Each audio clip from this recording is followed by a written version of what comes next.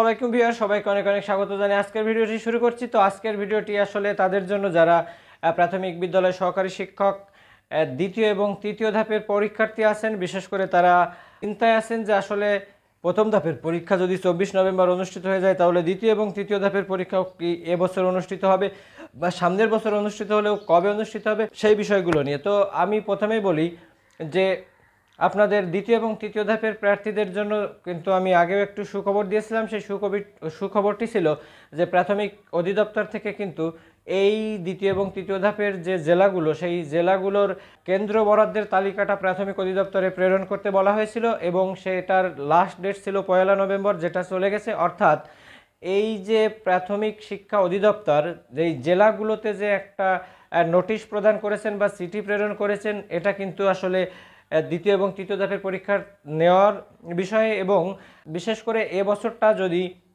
এই পরীক্ষাটা অনুষ্ঠিত নাও হয়, তো তারা কিন্তু যথাসময়েই পরীক্ষাটা অনুষ্ঠিত হবে বলে আশ্বস্ত করেছেন এবং বলেছেন প্রথম ধাপের এই নিয়োগ প্রক্রিয়াটাই কিন্তু টোটাল জানুয়ারি মাসে শেষ করতে চাই। অর্থাৎ জানুয়ারি মাসে প্রথম ধাপের চূড়ান্ত নিয়োগ হবে এবং দ্বিতীয় এবং তৃতীয় ধাপের পরীক্ষাটা আগামী জানুয়ারি ফেব্রুয়ারি মার্চ, অর্থাৎ জানুয়ারি ফেব্রুয়ারি মার্চ এই 3 মাসের মধ্যেই কিন্তু অনুষ্ঠিত হয়ে যাওয়ার প্রবল সম্ভাবনা রয়েছে।